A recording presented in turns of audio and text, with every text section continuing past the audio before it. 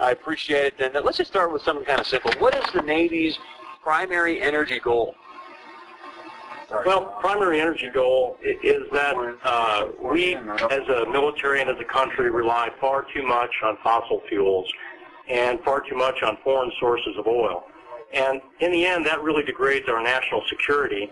And of course, that we see how that impacts our economy and ultimately, in many ways, harms our planet too. So, as we look at this for the military, we're doing this because we have a mission set. Our mission set is to go out there and be present around the world, doing whether it be humanitarian assistance or disaster relief or preventing war or having to go fight the wars that we have today. And to do that, I'm sorry, go ahead, sir.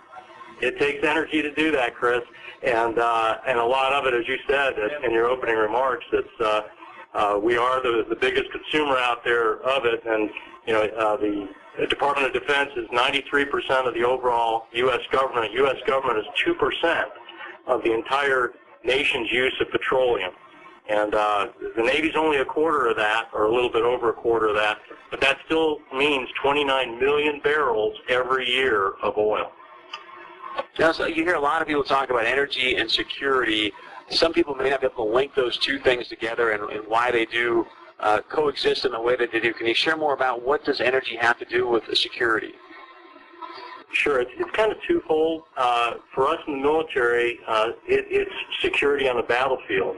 In order to be able to move and around the battlefield, it takes oil to do that. It takes energy to do that, whether it be for the ships to move around the water space, or airplanes to fly in the air, or for tactical vehicles going over the ground. And it's not an inconsequential amount. And when we're up at forward operating bases, to be able to get that energy to those forward operating bases, that's a point of vulnerability.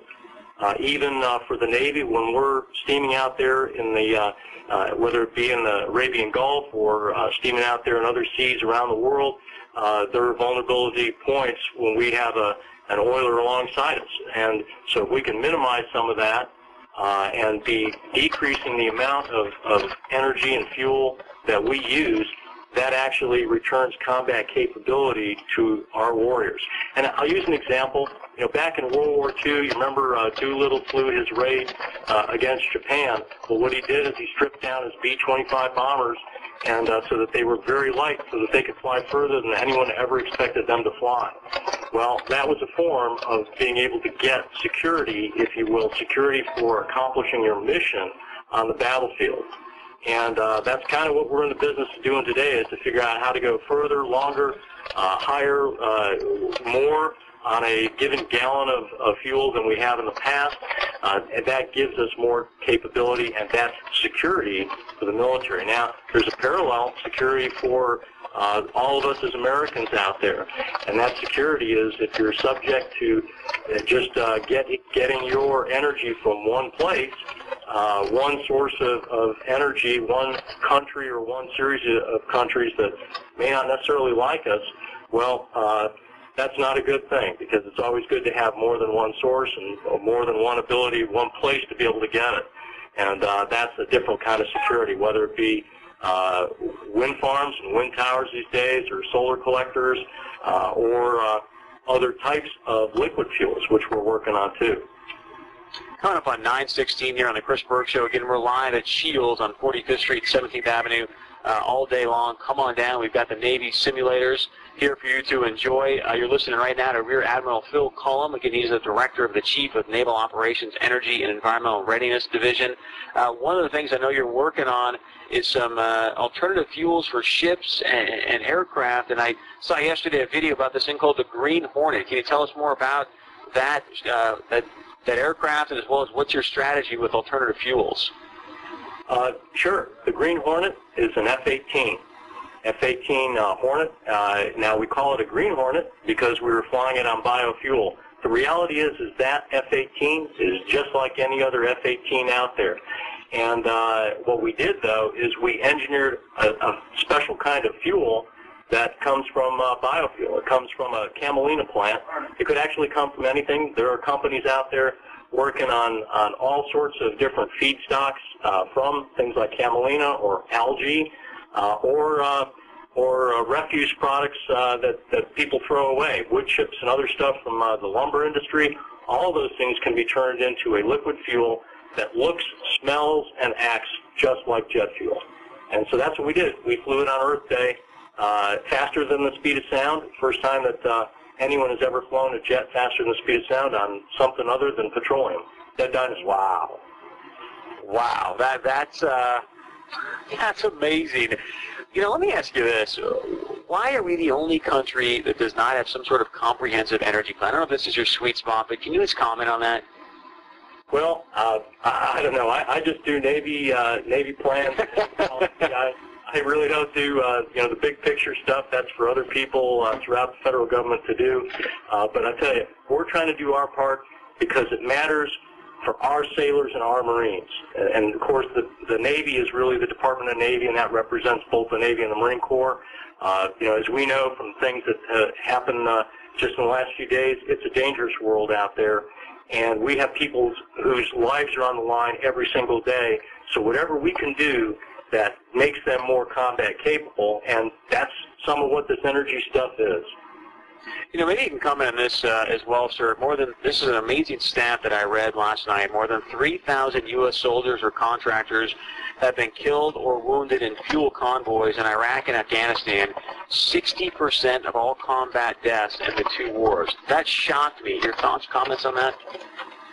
Sure. I'd say that, history doesn't repeat itself, but it sure does rhyme. And, this is not something new. In every conflict, we have lost service personnel due to logistics resupply. During many of the battles in World War II were won or lost on whether or not a given fighting force could get the energy that it needed. Now, in World War II, it was diesel fuels to try to get the tanks, back and forth on the battlefield in Europe. But those are the same kind of things today. And an enemy, an adversary, is certainly going to look for the things that they can go after that are soft underbelly. Convoys have been that. And we are determined to make sure that convoys are no longer a soft underbelly. And the fewer convoys we have, the fewer people are at risk, and the fewer people are lost. You're listening to Rear Admiral Phil Cullom, the Director of the Chief of Naval Operations, Energy and Environmental Readiness Division. If you want to call in with any comments or questions, the number to do so, 888-598-8464. Again, 888-598-8464. You were also the architect of Task Force Energy. What is that? Great question, Chris. We do a lot of things that are run by task forces in the military, particularly in the Navy. I've actually been a task force commander at sea as a carrier strike group commander, my last job at sea. That was a great job. Let me tell you, that was an easy job as a task force commander there compared to this, because this task force is comprised of people from all around the Navy, all around. We actually have people that are adjunct members to this task force that are even outside our own department. We are working with people in the Department of Energy, folks in the Agriculture Department, many of whom are actually working on things that I think are important for folks out there in Fargo, on potential fuels that we may end up using that may well be grown someday, up in your state and around your towns up there. And I grew up around farms in Illinois, and so protecting that is pretty near and dear to my heart. And we see a way where this could be a potential way to participate, but it needs and requires the efforts of folks even in the Department of Agriculture to help us. But we're even working with NASA on some projects there as well with them on a project called Omega, which is algae fuels. So as you can see, it's pretty broad-based, and a lot of people out there trying to think about new types of changes to make our ships and planes more energy efficient, which is the biggest part. That's where we really get the combat capability, as well as these alternative sources of energy, whether it be some form of solar or wind that may be very important on the battlefields in places like Iraq and Afghanistan. The Marines have an expeditionary forward operating base concept that they've been working on, and actually have Group India 3-5 out there in Afghanistan, and the Navy's doing the same thing. 9:22 here on the Chris Berg Show. Want to get to your phone calls. Again, 888-598-8464. Karen out of Fargo, good morning. Welcome to the Chris Berg Show. Good morning, sir. I like your Back to the Future jet plane. Are you planning to make lots more in the near future?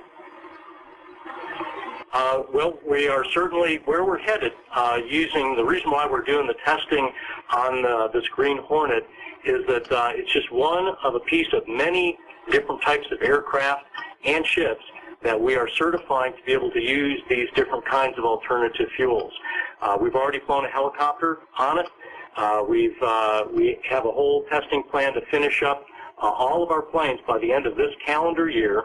And actually by December of 2011, we'll have done a test on what's called the self-defense test ship, which is like a frigate or a destroyer, and that will help certify all of our ships. So that in 2012, we're actually going to have a group of ships, a Green Strike Group, that will go out to sea and out-test the use of these alternative fuels. And in 2016, we're actually going to go deploy a group of a carrier strike group of ships.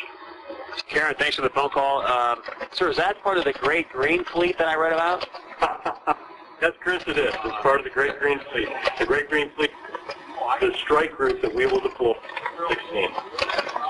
Okay, good. We're cutting in and out here, so hopefully you can still hear me, Phil. I want to get to another phone call for you. Mark out of Grand Forks has a question about the Navy SEALs. Mark, welcome to the Chris Berg Show. Yes, good morning. We had 31 Navy SEALs killed or shot down in a helicopter this past weekend in Afghanistan. And it was supposedly a rocket-propelled grenade, but it seems unlikely to me that a rocket-propelled grenade could have brought down that twin-rotor helicopter. I'd just like to read something from you from May 25th, 2011 this year from the Senate Foreign Relations Committee. It was on C-SPAN 2. With Senator Bob Menendez, that China has, quote, inaugurated a missile plant in Iran and expressed concern about ballistic missile technology transfer from China to Iran. It was in March of last year. There was a shipment of rockets that were intercepted that were destined for the Taliban, and they came from Iran.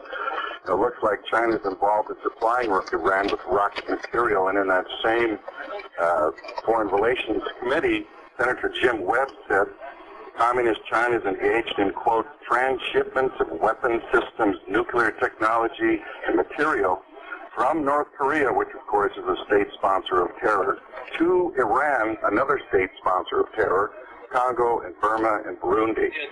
So we have leaders of both parties who openly say they will not protect the American economy. And it looks to me like they're unwilling to even protect our soldiers from the communist Chinese threat, who is supplying rockets to Iran and is shooting down, killing our troops via the Taliban. Mark, thanks for the phone call. Rear Admiral Phil, any comments on that? Well, the first thing I'd say to Mark is, Mark, I thank you for bringing up the point about our 30 brave Americans. Our thoughts and prayers go out to their families, as I'm sure all the folks up there in Fargo that are thinking about them and hopefully keeping them in their prayers as well. It's a huge loss to the Navy family. We circle wagons when we lose team members like that. In fact, they are coming home. They'll be in Dover here today, we believe. And so our thoughts go out to those American heroes. With regard to the rest of it, where things come from, that's always a hard thing to say. I don't think that we can really conjecture necessarily with any great definition as to the exact nature of those. But we leave it up to our great folks in the military intelligence world that look into these things, that do the forensics, that figure out what the causes of these things are, and ultimately provide the counsel to our military leaders and then ultimately to our national leaders. Rear Admiral Phil Cullom, thank you so much for your time. Thanks for the insight and the Great Green Fleet coming out in 2016. We appreciate all your thoughts, sir. Well, thank you very much, Chris. Really appreciate the chance to talk to the folks out there in Fargo. And I'm sure that your airwaves go out a lot further than that, and you cover an awful lot of the state. We really appreciate the chance to talk with you. If you're interested in finding out more, I'd send you to, I heard you talk at the very beginning about Twitter and all the rest of that stuff. But we have a website for you to go out to. It's www.greenfleet, spelled out, GREENFLEET.dodlive.mil. So www.greenfleet.dodlive.mil, and you can find out all the different initiatives and things that we're working on and see what part the great folks from your state and from the West and the Midwest, because it seems like there's an awful lot of folks that end up in the Navy from somewhere in the middle of the country. So great Americans out there, I say hi to you all, and thank you for your thoughts and prayers for our great sailors, our great SEALs that were lost, as well as all the folks that are out there serving at the pointy end of the spear. Thank you. Thank you, sir. We appreciate your time. Coming up here, Navy Sailor Chief Petty Officer Phil Durio talking about the Fargo Navy Recruiting Station. We're live here at Shields. Come on down and say hello on the Chris Berg Show. Stay close. Mike Rowe here with Jim Twitchell. Jim, what are you? I'm a senior